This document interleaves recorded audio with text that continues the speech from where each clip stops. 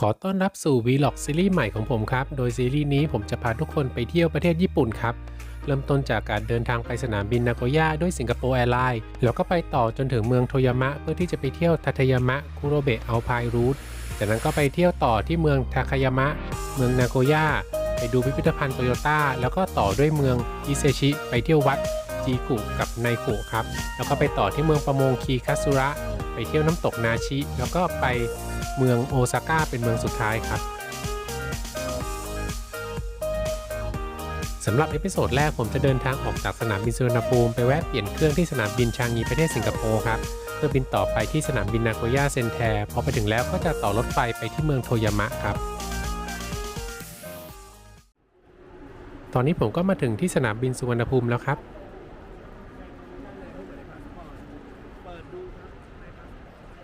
กำลังเดินไปที่เคาน์เตอร์เช็คอินของสิงคโปร์แอร์ไลน์ครับอยู่ที่โรเคครับคิวไม่ยาวครับเรียกได้ว่าแทบไม่มีคิวเลยดีกว่าครับ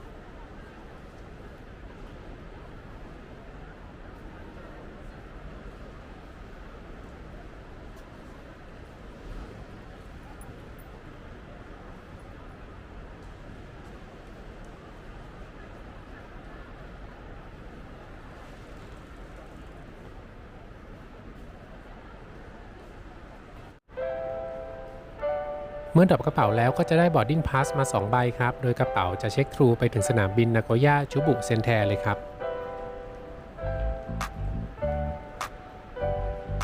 เดี๋ยวขึ้นไปที่ security check แล้วก็ตม.กันเลยครับ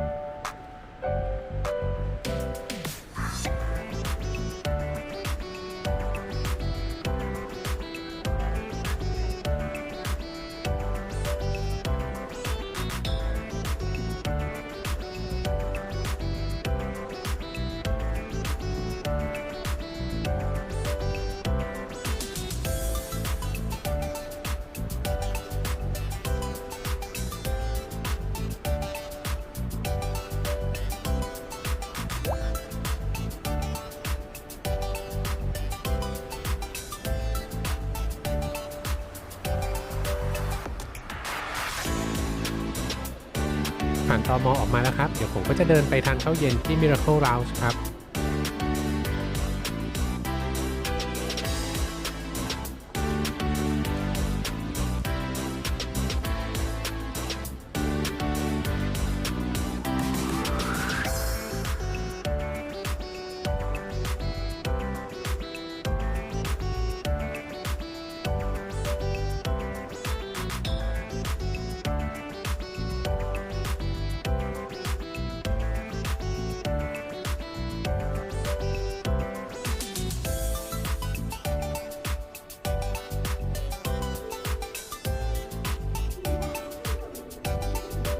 มาที่เล้าทีไรก็ต้องเดินไกลทุกทีครับก็ไม่แน่ใจว่าทางไหนที่มันใกล้ที่สุดนะครับหลังจากที่ผ่านตม.ออกมาแล้ว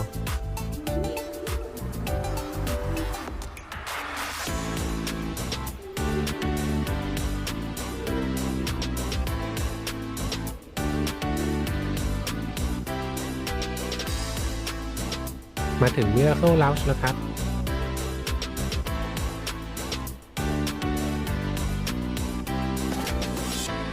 สำหรับวันนี้ผมก็จะมานั่งโซนที่เป็นโซฟาครับคนไม่ค่อยเยอะครับ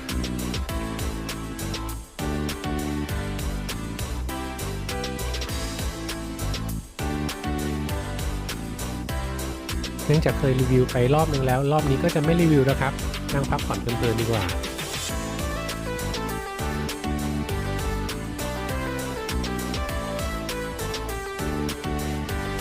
พอออกมาจาก Miracle Lounge เดินออกมานิดนึงก็จะเป็น Lounge ของสิงคโปร์แอร์ไลน์ครับ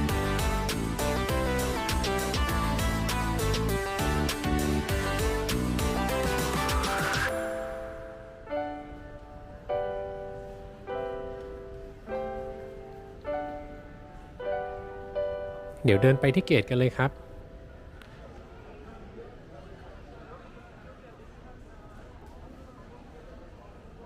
ที่สนามบินสุวรรณภูมิไม่ว่าเวลาไหนคนก็จะเยอะตลอดครับ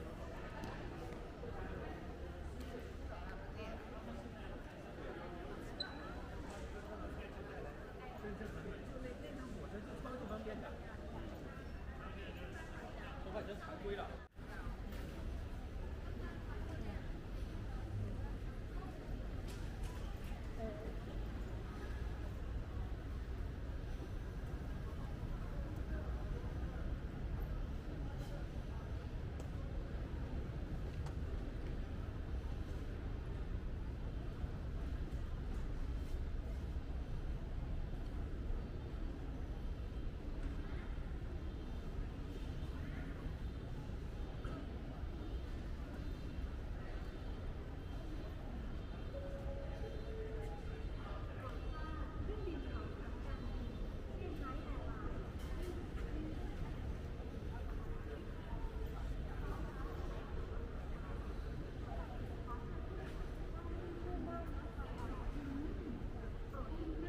เที่ยวบินสิงคโปร์แอร์ไลน์ไฟล์ SQ713 ไปสิงคโปร์วันนี้ออกจากเกต E3 ครับ In the interest of safety, please be reminded that all cabin baggage must comply with SIA's cabin baggage policy. Our staff and all cabin crew will be cautioned should we need to retrieve the cabin baggage and load it in the aircraft cargo. ได้เวลาบอร์ดดิ้งแล้วครับสำหรับรอบนี้ก็จะเป็นการสแกนบัตรโดยสารเองครับจะไม่มีเจ้าหน้าที่มาสแกนให้แล้วครับ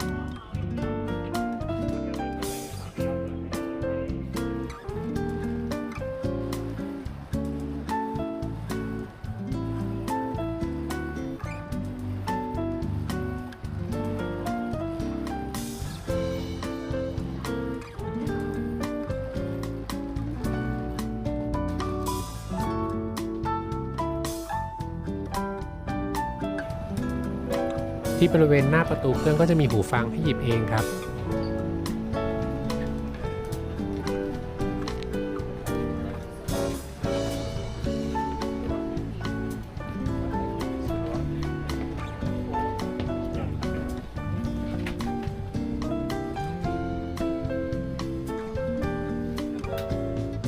พอเข้ามาแล้วก็จะเดินผ่านชานบิสเนสก่อนครับ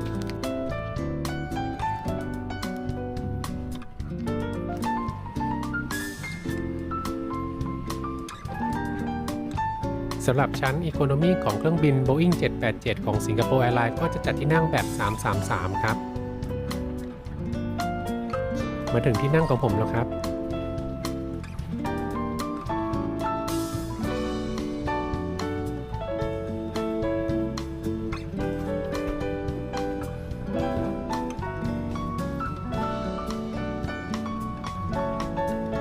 สำหรับเล็กรูมก็กว้างใช้ได้ครับมีปลั๊กไฟให้ด้วยจอ In-Flight Entertainment ของสิงคโปร์แอร์ไลน์ก็ค่อนข้างใหญ่ครับ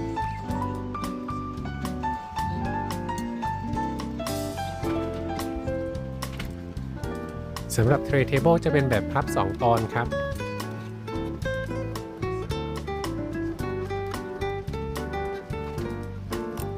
แล้วก็จะมีที่วางแก้วแบบบนรถทัวร์ครับ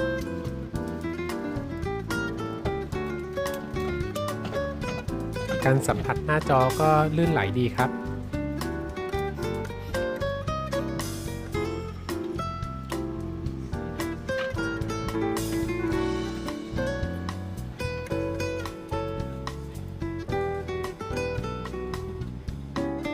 เส้นทางการบินจากกรุงเทพไปสิงคโปร์ครับใช้เวลาเดินทางประมาณ1 ชั่วโมง 50 นาทีครับ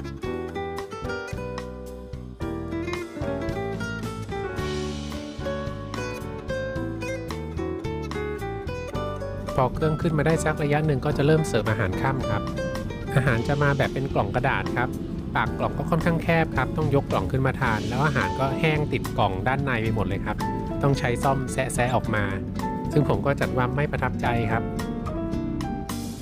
แต่สิ่งที่อยากชมสำหรับสิงคโปร์แอร์ไลน์ก็คือบริการอินเทอร์เน็ต Wi-Fi ครับที่ให้แบบ Unlimited ครับไม่กักความเร็วด้วยนะครับ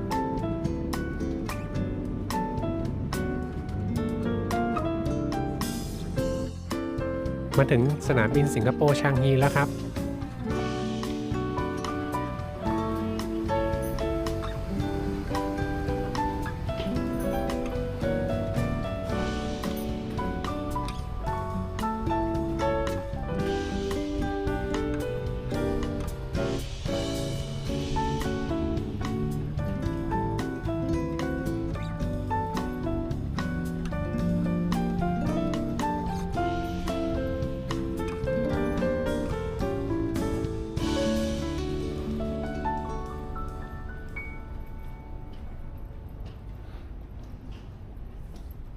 การต่อเครื่องที่สนามบินชางฮีก็จะสะดวกมากเลยครับก็คือออกมาจากเกตหนึ่งแล้วก็สามารถเดินไปอีกเกตหนึ่งได้เลยไม่ต้องไป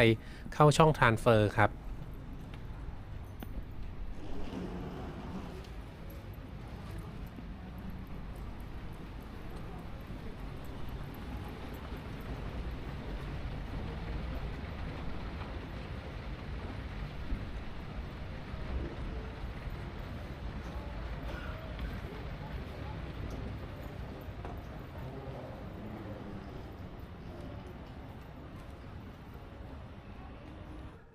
Please หน้านี้ง่วงมากเลยครับเพราะบนเครื่องไม่ได้นอนครับสิงคโปร์แอร์ไลน์ไฟล์ SQ672 ไปนาโกย่าอยู่ที่เกต F42 ครับ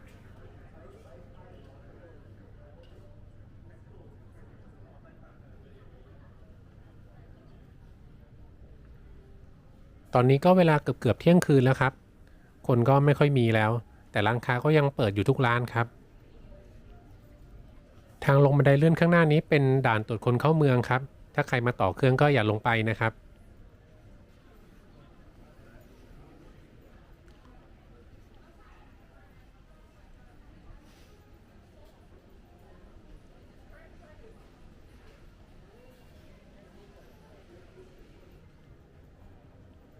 สำหรับใครที่มีบัตร JCB Platinum กับ Ultimate ก็สามารถมาใช้บริการเราที่สิงคโปร์ได้ครับแต่รอบนี้ผมไม่ได้ใช้บริการครับเพราะว่าเวลาเปลี่ยนเครื่องค่อนข้างสั้นครับ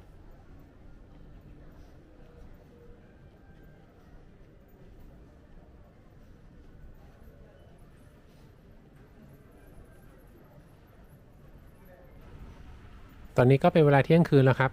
ที่สิงคโปร์จะเร็วกว่าไทย1 ชั่วโมงครับ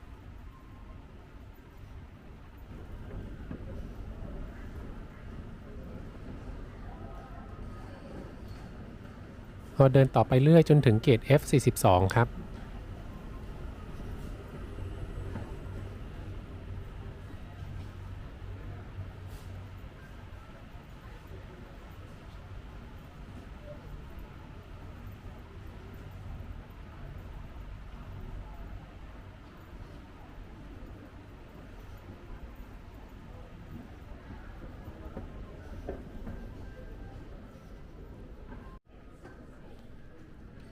มาถึงเกต F42 แล้วครับตอนนี้ Cabin Crew ก็มาแล้วครับ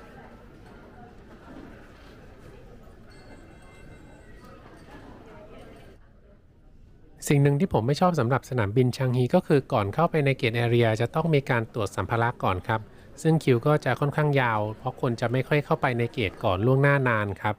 ส่วนตัวผมก็จะรออยู่ข้างนอกจนกว่าจะใกล้เวลาบอร์ดดิ้งเพราะว่าด้านในเข้าไปแล้วก็จะไม่มีห้องน้ำครับ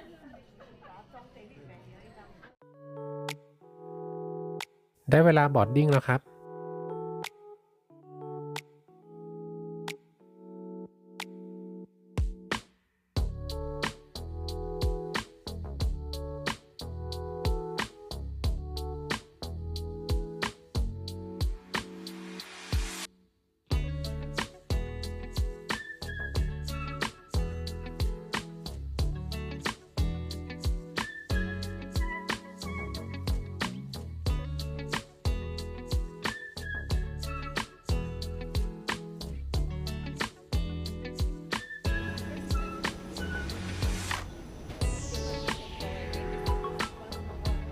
สำหรับไฟลท์ไปนาโกย่าวันนี้ผมได้ที่นั่งอีโคโนมีแถวแรกเลยครับซึ่งปกติจะเป็นที่นั่งแบบเสียเงินครับแต่เราสามารถเลือกได้ฟรีตอนเช็คอินออนไลน์ครับ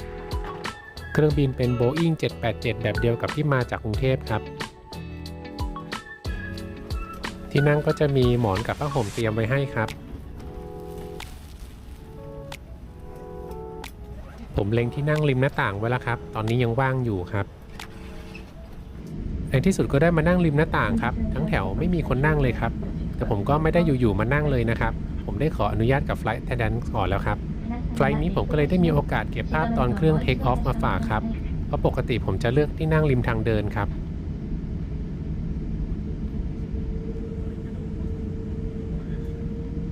พอเห็นทางม้าลายนี้ก็แปลว่ามาถึงหัวรันเวย์แล้วครับ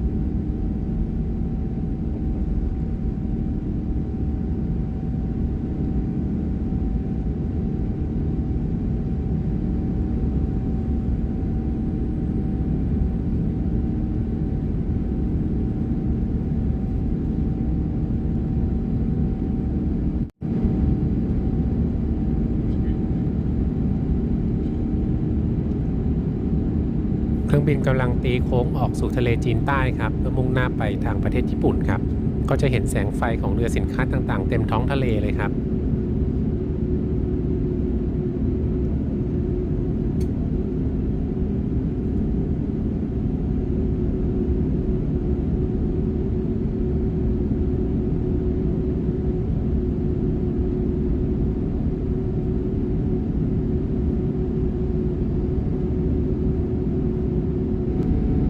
ที่เห็นอยู่นี้ก็คือแสงไฟของสนามบินสิงคโปร์ชางฮีครับ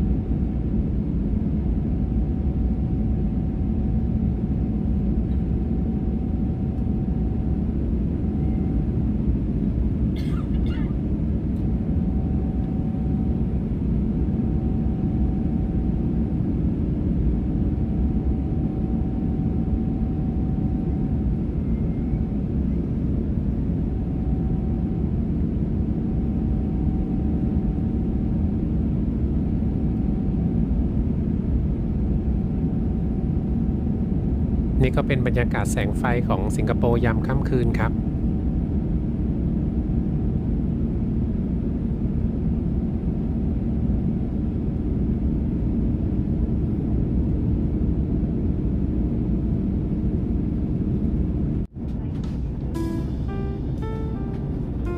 พอนั่งแถวหน้าก็จะได้ยืดขาได้ยาวๆเลยครับ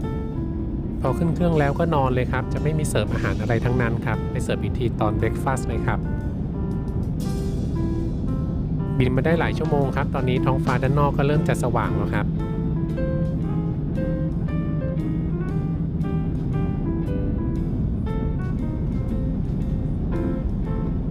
อีก2ชั่วโมงก็จะถึงสนามบินนาโกย่าจูบุเซ็นแทครับ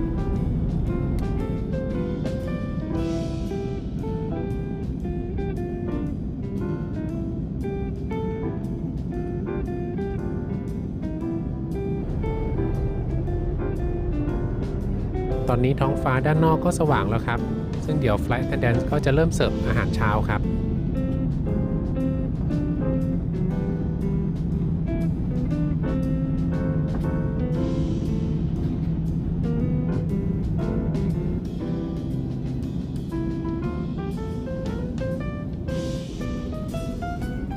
อาหารเช้ามื้อนี้เป็นแบบญี่ปุ่นครับเป็นปลาย่างครับ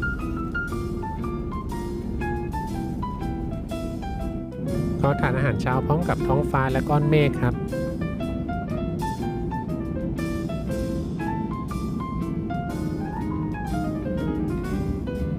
ตอนนี้ก็เข้ามาถึงน่านฟ้าประเทศญี่ปุ่นแล้วครับ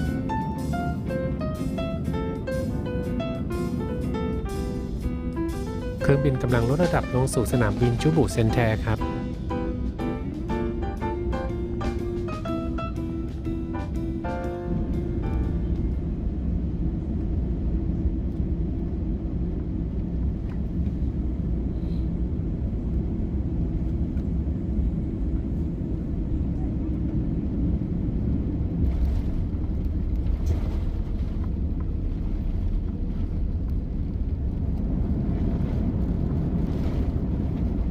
ตอนนี้ก็ได้มาถึงสนามบินนาโกย่าจูบุเซ็นแทเรียบร้อยแล้วครับ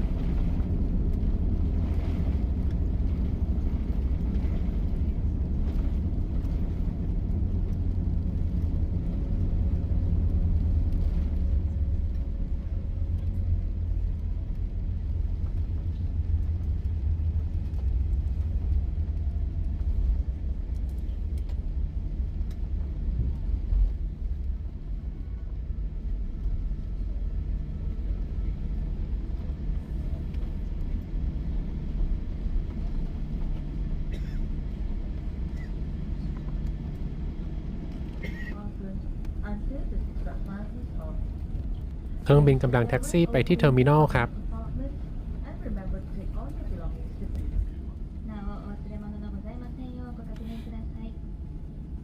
皆様ご搭乗ありがとうございます。ข้างๆกันก็เป็นเครื่องบินของเวียดนามแอร์ไลน์ครับซึ่งราคาของเวียดนามแอร์ไลน์ที่มาญี่ปุ่นก็ค่อนข้างดีเลยครับก็ได้ออกจากเครื่องเป็นคนแรกของชั้นอีโคโนมีครับ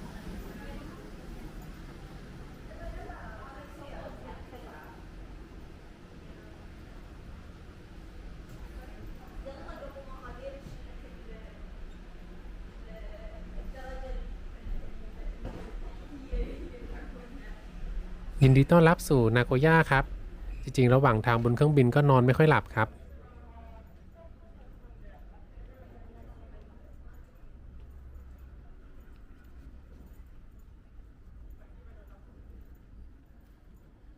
เดินตามป้าย Arrival ไปเลยครับสนามบินนาโกย่าชูบุเซนแทก็ไม่ค่อยใหญ่ครับ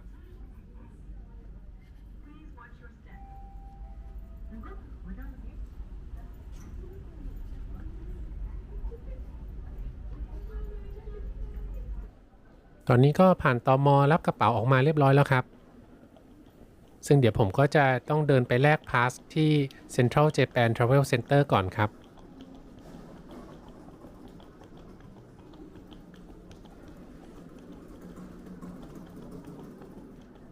สำหรับทริปนี้ผมก็จะใช้พาส2ใบด้วยกันครับนั่นก็คือ JR Alpine Takayama Matsumoto Area Pass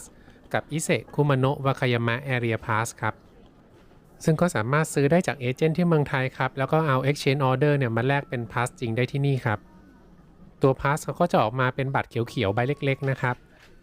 กะจะเอามาให้ดูแต่ว่าพอกลับมาแล้วเอาไปทิ้งไว้ไหนเราก็ไม่รู้ครับ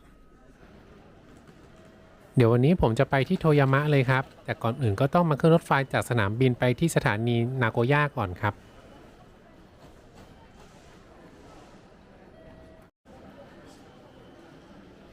สำหรับรถไฟสนามบินก็สามารถใช้บัตร IC Card แตะเข้าได้เลยครับ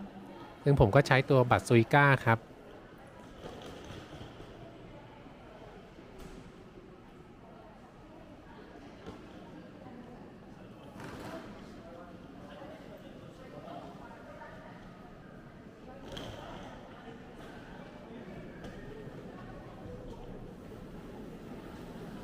แต่พอไปถึงที่รถไฟแล้วก็ยังขึ้นไปไม่ได้ครับต้องไปซื้อตั๋ว First Class ก่อนครับต้องมาซื้อตั๋วที่นั่ง First Class ที่นี่ก่อนครับเพราะว่ารถไฟขบวนนี้เป็นชั้น First Class Reserve Seat ทั้งหมดครับ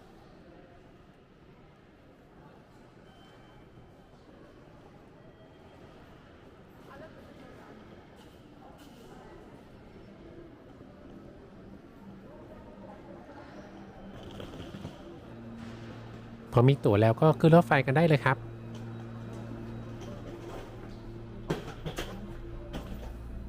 นี่ก็เป็นภายในรถไฟที่จะเข้าเมืองนาโกย่าครับ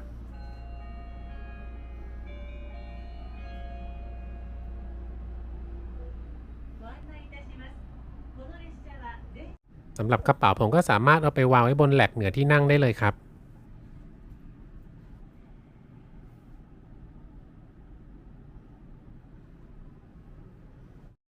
นี่ก็คือตั๋วที่นั่ง First Class ครับ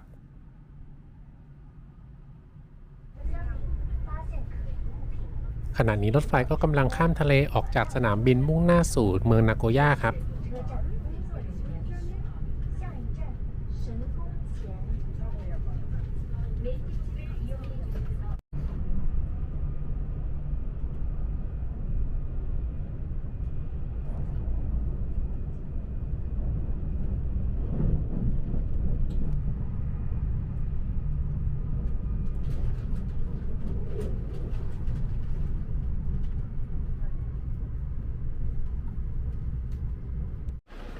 มาถึงสถานีนาโกย่าแล้วครับ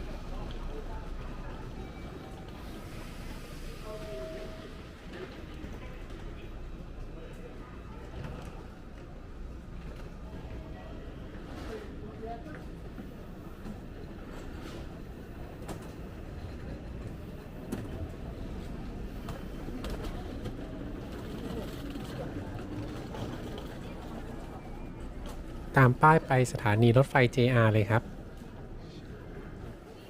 ตรงนี้ก็เป็นทางเข้าของสถานีรถไฟ JR นาโกย่าครับเดี๋ยวผมก็จะไปหาซื้ออะไรกินก่อนที่จะไปขึ้นรถไฟครับ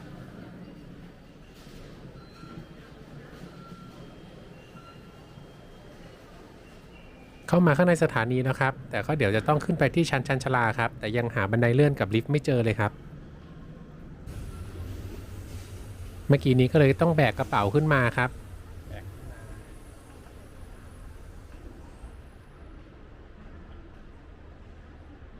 แต่พอมองไปข้างหน้าก็เห็นบันไดเลื่อนครับแต่ก็ไม่รู้มันขึ้นมาจากทางไหนนะครับ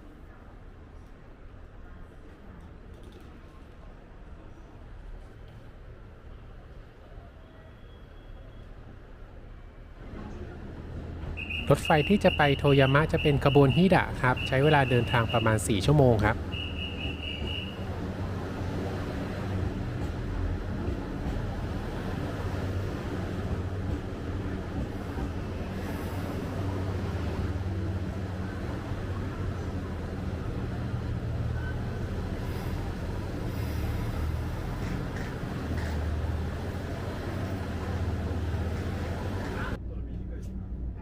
ซึ่งรถไฟขบวนนี้ก็สามารถใช้ JR Alpine Pass ในการขึ้นขบวนรถครับรวมถึงจองที่นั่งด้วยครับ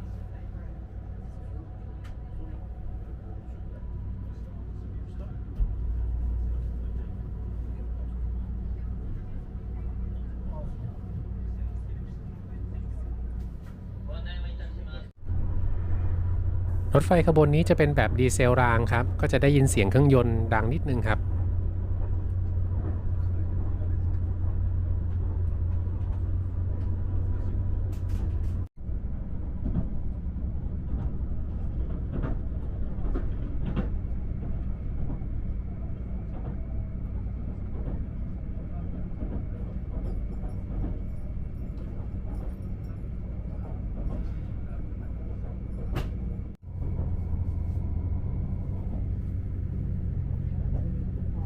บรรยากาศ2 ข้างทางก็จะเป็นชนบทของญี่ปุ่นครับแล้วก็จะมีทุ่งนาอยู่เป็นระยะครับรถไฟญี่ปุ่นนี่ก็จะกระจกใสมากเลยครับสำหรับใครที่ชื่นชอบในการถ่ายวิดีโอถ่ายรูปจากบนรถไฟก็เหมาะเลยครับ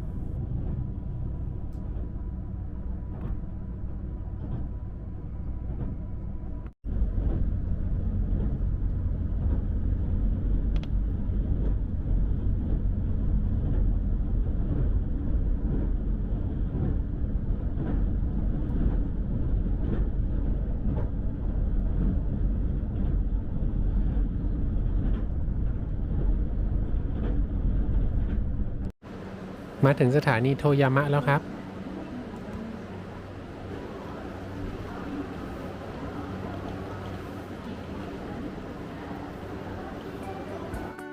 ซึ่งวันนี้ผมก็จะมาเจอพ่อกับแม่ที่โทยามะนี่ครับโดยทริปนี้จะเป็นทริปที่พาพ่อกับแม่เที่ยวครับแต่ว่าพ่อกับแม่เนี่ยเขาก็